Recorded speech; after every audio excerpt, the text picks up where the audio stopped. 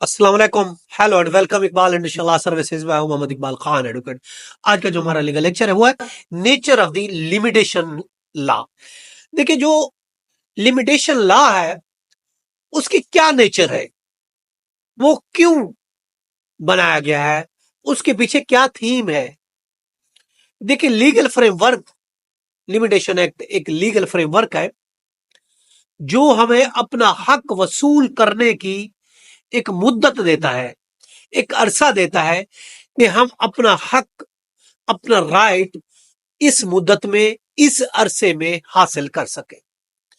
अब हमारे बहुत से राइट्स हो सकते हैं, चुनांचे हर राइट का एक अलहदा मुद्दत दी गई है जो कि लिमिटेशन एक्ट में डिटेल में दी गई है।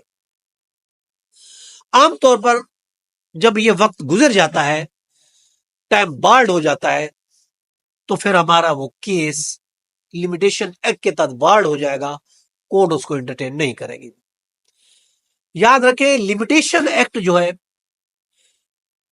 ये एक प्रोसीजरल है, नॉट सब्सटेंसिव। सब्सटेंसिव नहीं है but it is procedural law.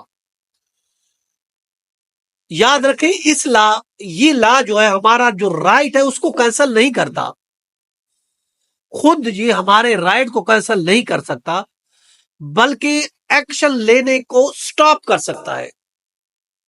Purpose क्या है इसका? मकसद ये है कि लीगल सर्टेनिटी को इंश्योर किया जाए। इसके अलावा स्टेल किस्म के क्लेम को रोका जा सके। इसके अलावा इनकरेज किया जाए डिलीजेंस को कि आप अपना हक अगर हासिल करना चाहते हैं, अपने वक्त पे, अपने टाइम पे आए। इट इज नॉट फॉर्मेलिटी, ये एक फॉर्मेलिटी नहीं है, बल्कि एक नेचर, मैंडेटरी है, एक नेचर किस्म का मैंडेटरी लॉ है। अगर हम डिले करते हैं तो हमें हर एक दिन की वजाहत देनी होगी, तब जो इन्फोर्सेबल राइट के लिए हम कोर्ट में जा सकते हैं। अगर वक्त गुजर गया है तो हमारा हक जो है, जो हमारा राइट है, वो अनइन्फोर्सेबल हो जाएगा, उसको कानून के तहत इन्फोर्स नहीं किया जा सकता। इस पर बहुत सी रूलिंग है, जैसा कि 2012 SCMR पेज है 280। इसके अलावा 2004 है SCMR, उसका पेज है 944। इसके अलावा PLD 2010 है, SC पेज है 705। इसके अलावा 2006 है, SCMR पेज है 631। और लेटेस्ट 2025 की 2025 CLC पेज है 486 इस्लामाबाद।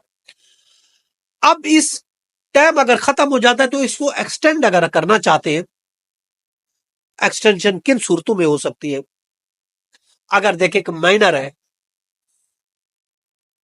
अब जब उसका राइट उसको हासिल करना था, वो माइनर था, चूंकि माइनर कोर्ट में नहीं आ सकता, तो इसमें वो उसको एक्सटेंशन हासिल है। इंसेन है, पागल इंसान है, जब तक वो ठीक नहीं हो सकता, वो मेडिकल देता है कि मैं पागल था, इंसेन था, तो अब मैं ठीक हूं, अपने राइट के लिए आया, तो कोर्ट उसको दिलाएगी।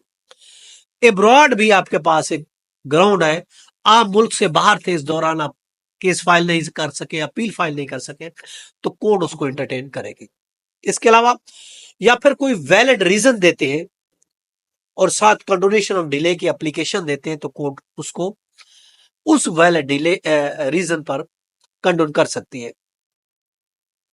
इसके अलावा कोई फ्रॉड या कंसीलमेंट अकर हुई है तो आपको अभी पता चली है, तो उस पर भी आप कर सकते हैं। तो ये था हमारा आज का लीगल लेक्चर।